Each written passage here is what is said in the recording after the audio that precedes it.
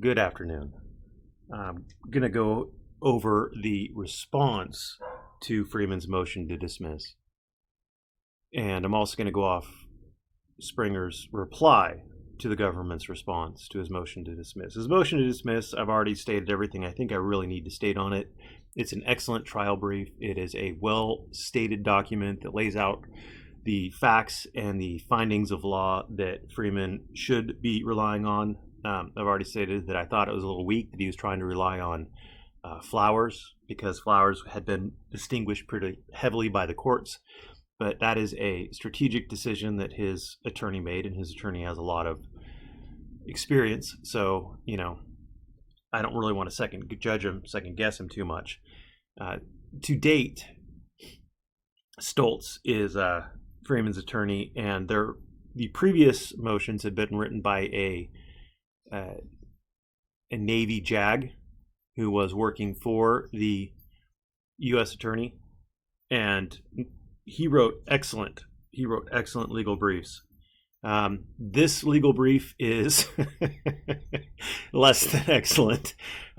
Jasmine Little is not as good of an attorney as that previous JAG was. But this is their response, and we're going to see where I think it succeeds, and I don't, but and where it fails. I do think it fails, and then we'll look at the reply. So we're going to start off in section 3, where they contend that Fort Huachuca is a vital installation. They have to do this because Freeman is filming the gate.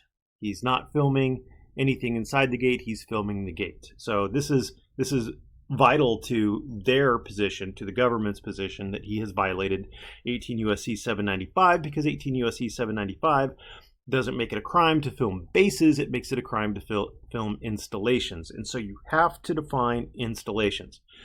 So 18 U.S.C. states it's unlawful to make any photograph, sketch, picture of certain vital installations.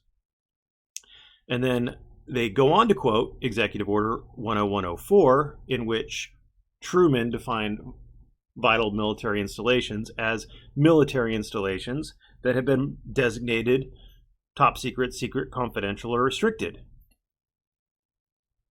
So that's great, right? And it continues on that the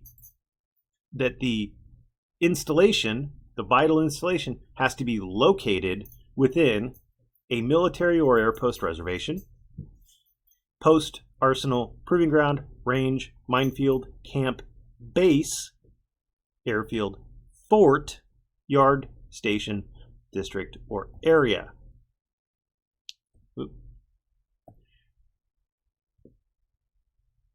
So there is a distinction drawn right there. That's going to be a tough one for the government to overcome. The vital military installation has to be located within a base, which distinguishes the base from the installation. It's like saying my watch has to be located on my arm. That doesn't make my arm my watch. It just says where the watch has to be. So they continue. Fort Huachuca is a vital military installation. I'm going to tell you what happened there, because I've seen this way too many times, and I've had to do this way too many times. You have a bit of law that doesn't support your position, but you're trapped in your position because you've made that argument before, and that's where your boss is telling you. That's where I'm assuming that Bailey. Whoops, wrong way. Let's go. Bailey is the U.S. attorney. Bailey told Little to get this done. That's what happened. Bailey told Little to get this done. I'm sure it's somewhat personal at this point. I'm sure Bailey wants to win. So I'm sure that this is not Little's little bit of desired language here. She has legislation, she has the statute, but she has no way of actually making the argument that Fort Huachuca is a vital military installation. So she just states it. She states Fort Huachuca is a vital military installation. Located within it are the headquarters of the U.S. Network Enterprise and Technology Command, which he didn't film, the U.S. Army Electric Electronic Proving Ground, which he didn't film, and the United States Joint Interoperability Test Command, which James didn't film. Each of these commands is responsible for top secret, classified, and sensitive information and equipment on Fort Huachuca, which he didn't film, to include unmanned aerial vehicles, which James didn't film, and military intelligence testing equipment, which James didn't film. Do you see the problem? She starts off with a conclusion, but she has absolutely nothing to support it. As well, the personnel who travel through Fort Huachuca's access control points include foreign nationals, which are not vital military installations, Department of Defense civilians, which are not vital military installations, military members, which are not vital military installations, because again, you got to remember that there is a definition. A person would have to be classified or marked as top secret, secret, confidential, or restricted, and to date, I know of no person who is classified as that, whose identities must be protected in accordance with operational security. He didn't identify anybody. So, again, there's no problem there. Thus, Fort Huachuca is a vital military installation. That was a that was the most terrible argument I've ever seen made for it. Now, I'm not saying I could make a better argument for it because, again, I'm firmly on the position that Fort Huachuca is a base or a fort. It is not a military installation. So, then, he violated he recorded it in violation of 18 USC 795. Congratulations. The element of filming the military installation is still lacking. He says they go on to argue that intent to enter sufficiently proves the defendant violated 18 USC 1382.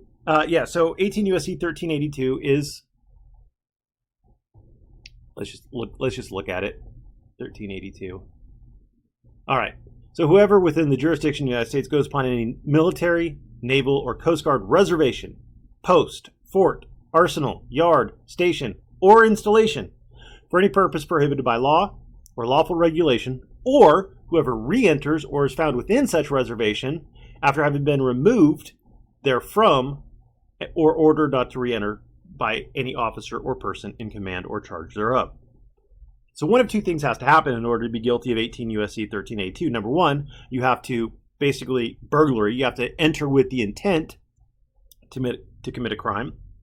Or you have to enter after being trespassed. And the government is going to have a hell of a time proving both because, again, James Freeman didn't film a vital military installation. If you didn't film a vital military installation, then there's no intent. It's going to be hard for them to prove that him standing on the corner of the Buffalo Soldier entry gate, it's going to be very hard for them to prove that his intent was to film a vital military installation. It's going to be very difficult for them to prove that. It's also going to be very difficult for them to prove that they had trespassed him. I know some people had read certain portions of it where he had been removed from a different base on a different day.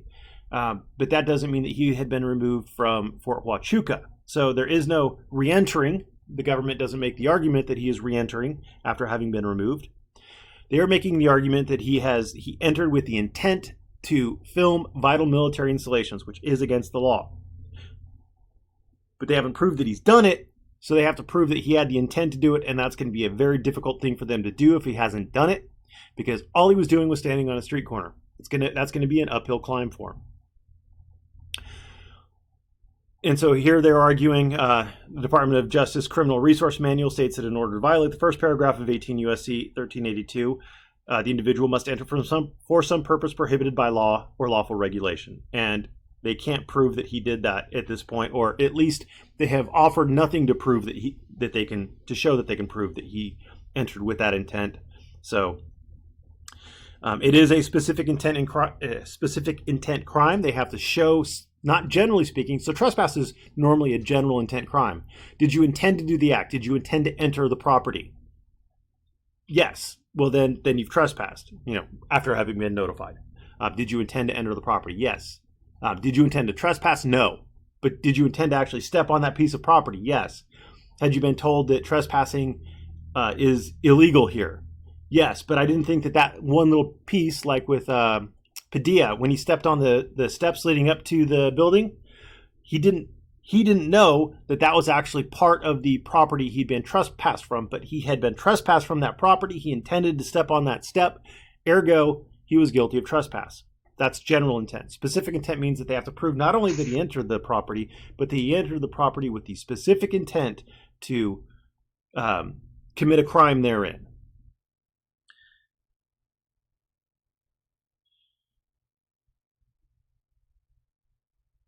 And I don't think they have that. So they're saying that it's a military installation where public entry is prohibited by regulation. Non-military affiliate visitors who want to gain access, they have to have either a Department of Defense ID card, or they have to be subject to a background check before allowed entry. But not at the specific portion where Freeman was, at least not at that time.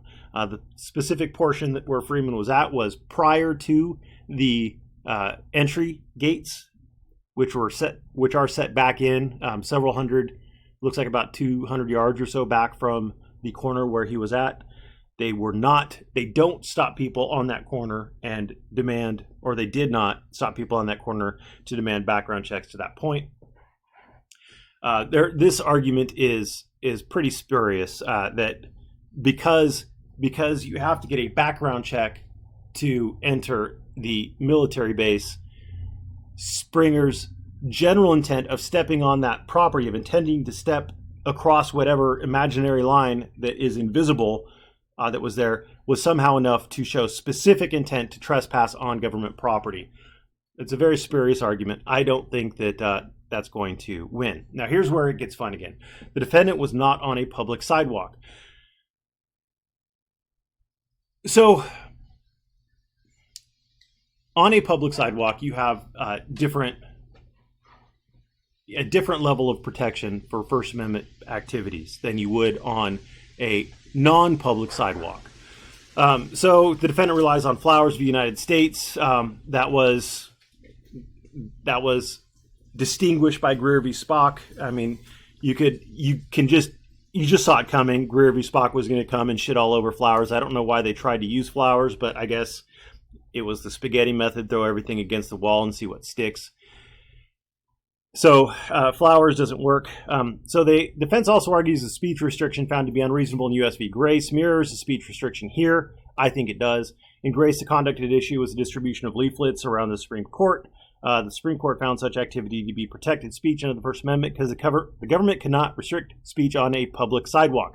It's close. The Supreme Court found that the sidewalks were indistinguishable, but we're going to go over that in a minute. Grace is distinguishable from the instant case, she says. The sidewalks in Grace were public, whereas the sidewalk at issue here is not. Defense's motion argues that, similar to Grace, the sidewalk on which the defendant stood was indistinguishable from any other sidewalks in the city. In U.S. v. Coquinda, the Supreme Court found this argument unpersuasive. Oh, but did they? Notice how they don't cite any specific language. In that case, respondents argued, as does the defendant here, that because the sidewalk at issue was not distinguishable from a city sidewalk, it must not be a public forum. The court disposed of that argument, stating that the mere physical characteristics of the property cannot dictate forum analysis. They didn't dispose of the argument. Here's Coquinda. They said that, however, is not our settled doctrine. That the sidewalk at issue is a public sidewalk alone is sufficient to identify as a public forum. What they were arguing in Coquinda was that the sidewalk leading from the parking lot to the front door of the post office was open to the public, and therefore it is a public forum. It is a sidewalk that's open to the public, therefore it's a public forum. You've probably heard a lot of auditors use very similar arguments. The court in Coquinda found that to be unpersuasive. Not that public sidewalks, they didn't find it unpersuasive that the presence of, or the mere physical characteristics of the property cannot dictate forum analysis, but it was very specific. In U.S. v. Grace, we did not merely identify the area of land covered by the regulation as a sidewalk open to the public and therefore conclude it was a public forum. The sidewalks comprising the outer boundaries of the court grounds are indistinguishable from any other sidewalks in Washington, D.C., and we can discern no reason why they should be treated any differently. Sidewalks, of course, are among those areas of public property that traditionally have been held out to be open to the public for expressive activities and are clearly within those areas of public property that may be considered, generally, without further inquiry, to be public forum property. In this respect, the case differs from Greer v. Spock. In Greer, the streets and sidewalks at issue were located within an enclosed military reservation and were thus separated from the streets and sidewalks of any municipality. That is not true with the sidewalks surrounding the court. There is no separation, no fence, no indication whatever to persons stepping from the street to the curb and the sidewalks that serve as the perimeter of the court grounds that they have entered some special type of enclave. The Grace instructs that the dissent is simply incorrect in asserting that every public sidewalk is a public forum. As we recognize in Grace, the location and purpose of a publicly owned sidewalk is criminal to determine whether such a sidewalk constitutes a public forum. So again, in Coquinda, they were looking at a sidewalk that was entirely within the inner perimeters of the postal property. It led from a parking lot that was on postal property to the front door of the post office, which of course was on postal property. It wasn't bordering the street. That's why now the post office recognizes that they do not try to control free speech on the perimeter sidewalks, even if they own them. They only try to exercise First Amendment controls over the inner sidewalks leading up to the front door. The sidewalk that Freeman was on was a perimeter sidewalk. There is no indication, again, there is no separation, no fence, and no indication whatever to Freeman that he'd entered some special kind of enclave once he stepped on that curb onto that sidewalk. So the argument here is pretty unpersuasive. Again, it's that kind of just hoping. This is a very hopeful kind of argument.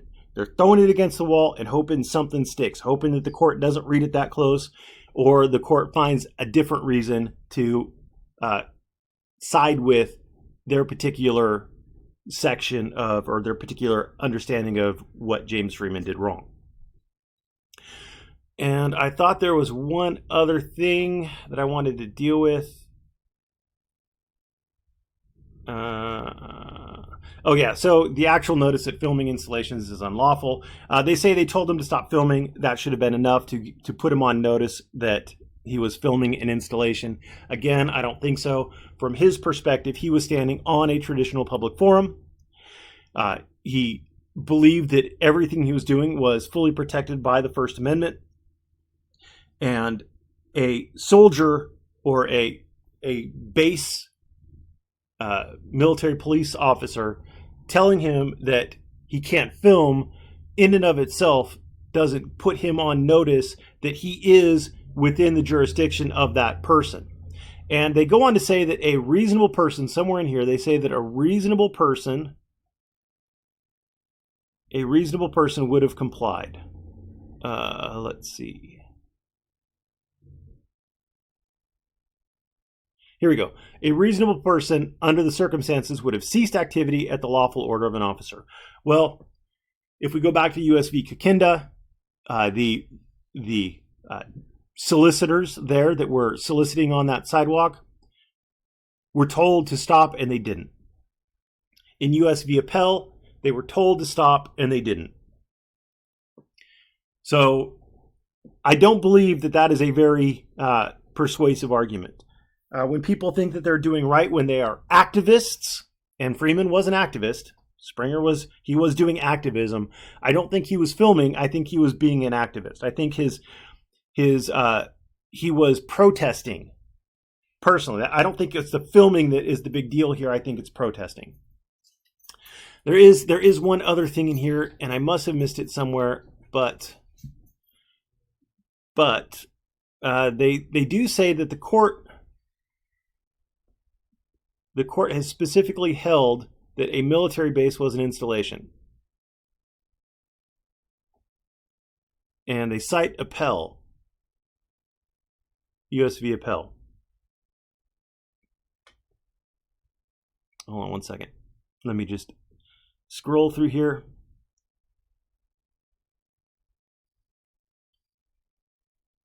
Let's do this easy way. APEL.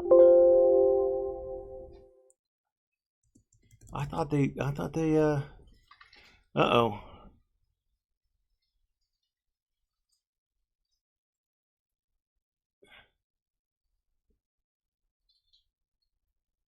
I thought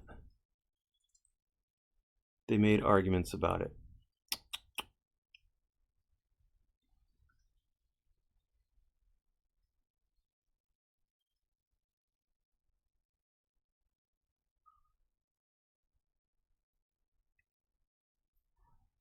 Sorry about this.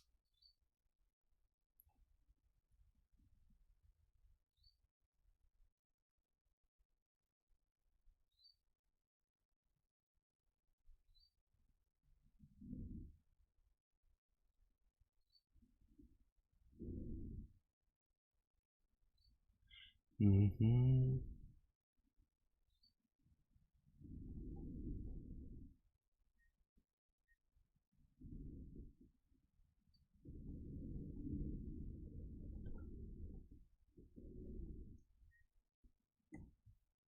That is not good. I remember.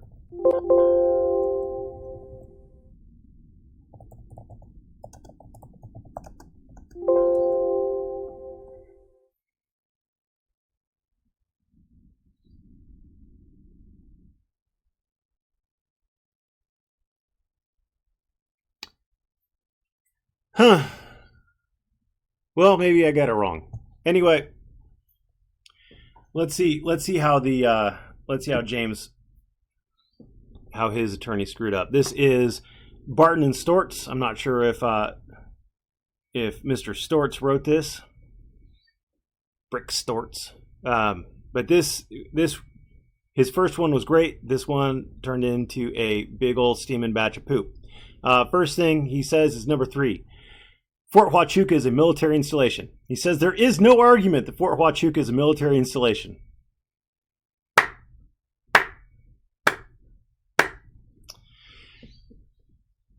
I don't know why he went and said that it is a military installation. And I don't know how I got on this, but here we go. The Supreme Court in US v. Appel called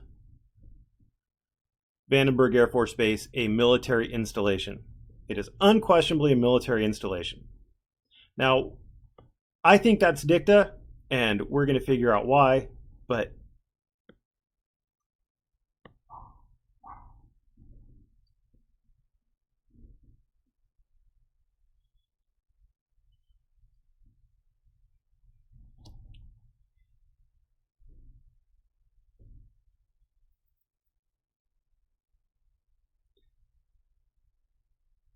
all right, so they're looking at military installations as far as 1382 is concerned.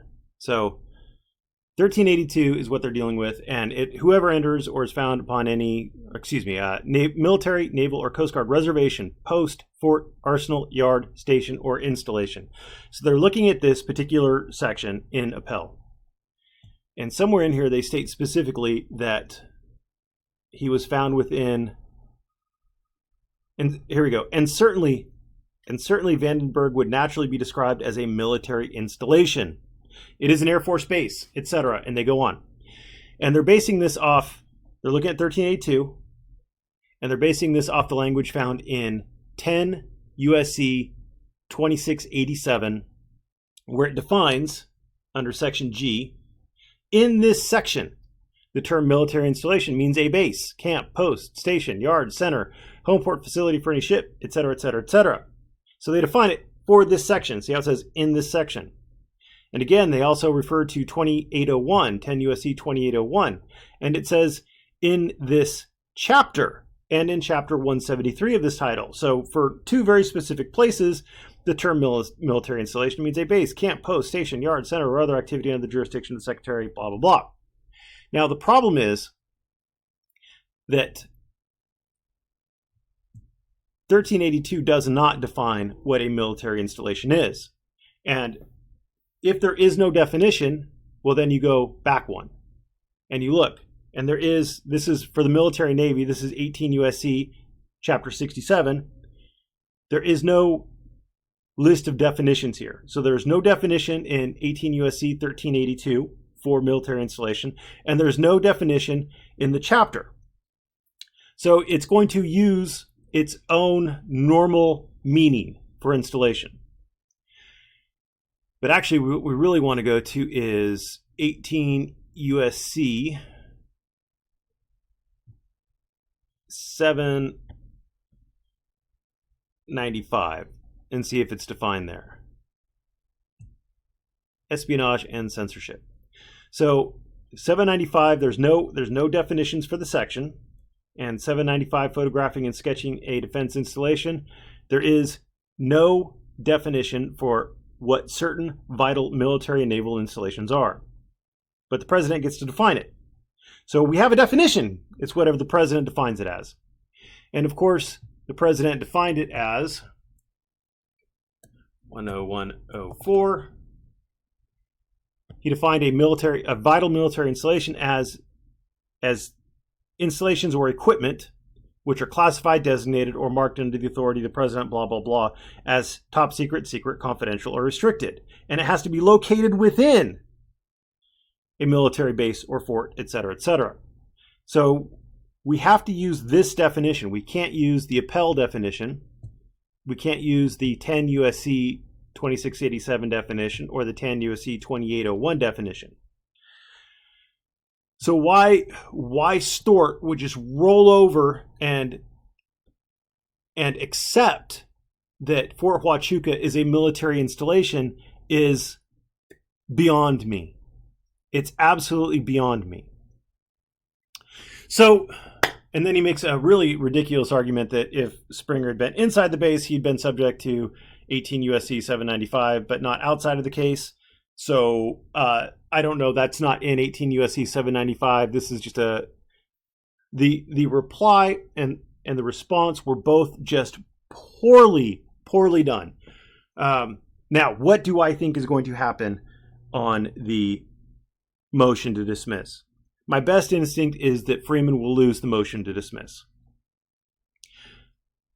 I don't believe he is making factual arguments. He's asking for facts. The government is responding with facts.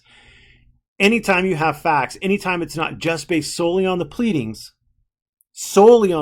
anytime there are any factual questions at all, those have to go to the finder of fact. And I have a distinct impression that the judge or the magistrate, whoever is presiding over this particular case, is going to look at these pleadings and wonder why the hell they were filed.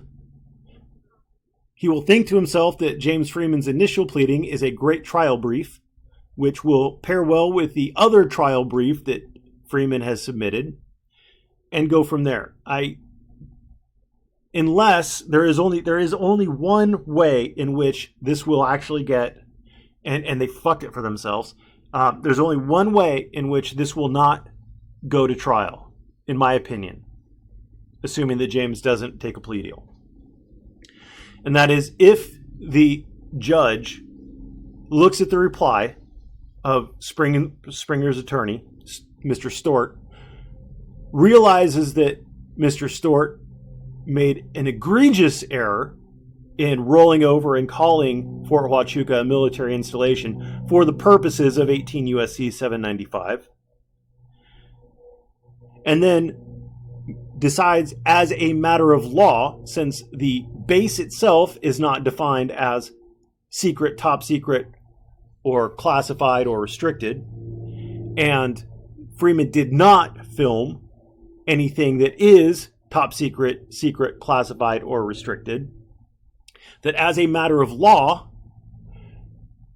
the 18 USC 795 claim would fail. If 18 USC 795 fails, then 18 USC 796, not 796, 797, is that the publishing? Yeah, 797. Publication and sale of photographs of defense installations, because you have It has to be as contemplated under Section 795 of this title. He would have to reproduce a photo of a military installation. Again, he didn't take any, so this would fail as a matter of law.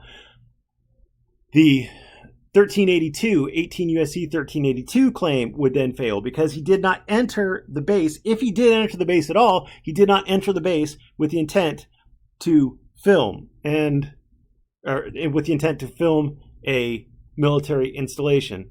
And I don't remember if there was one other one.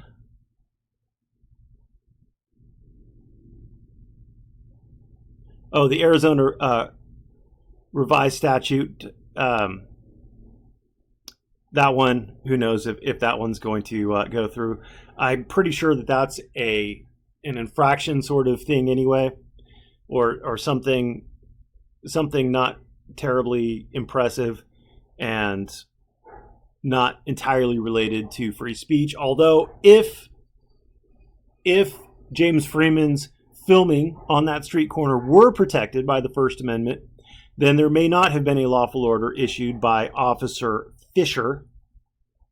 And if Officer Fisher's order was motivated by the filming and the filming was protected by the First Amendment, then Officer Fisher's order would not be lawful, and therefore, as a matter of law, James Freeman's motion to dismiss might be required. Again, I don't think that's going to be the way it goes. That's the way I hope it goes.